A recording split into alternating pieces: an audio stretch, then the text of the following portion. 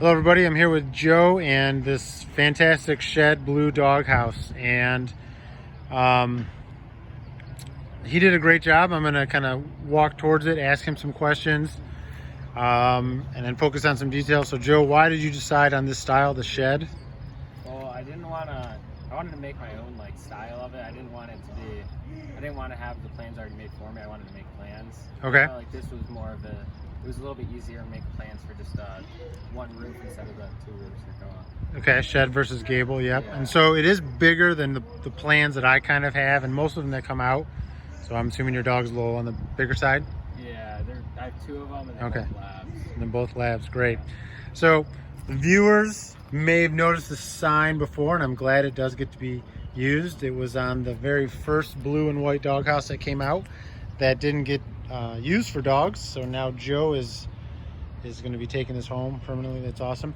So I want to kind of zoom in on some of the detailing work. So if you look at his shingles, how his kind of like it's not the starter strip, but it's the top edge wraps around, and you nailed it to open trusses. He's got the bottom piece of the OSB painted blue. He's got this faceboard that he notched out, so it's out of a 1x6 that he notched out to fit around the rafters. It's really cool.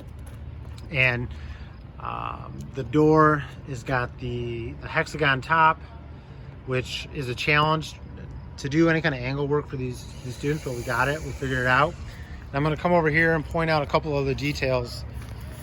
And mainly I do this for hopefully other students they can use. So we have a lot of different trim aspects going on this side. So drip edge, the 2x4 rafter that's exposed, so we want the same dimension on this end.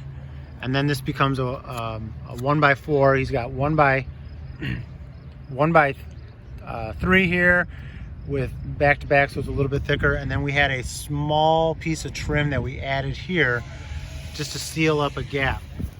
And so as a student is looking at that, thinking, okay, how's this going to turn out in the end? You can see it worked out great. So just to finalize the look, it's very clean, it's very crisp. So don't be overly concerned with small little mistakes. We have a way to fix it, and then we'll go to the back edge. Shingles look fantastic. Any kind of closing comments that you want to make, Joe? What was the biggest challenge? Definitely the trim. It's say basically all of it. The door especially was probably the hardest. And then getting these cuts right was hard too. Getting it aligned, figuring out the angles for any of the trim really. Yeah, because you have the pitch that you have to work with too. Yeah. Yep. So yeah, the rough framing is the easiest part, and when you want to make it look good and get all the angles right, it does take some time. Yeah. And that's what we do at the end for most of these projects, so you guys have the skill set where you're comfortable, and most kids are like, all right, let me at it, let's see what I can do. And you did a fantastic job.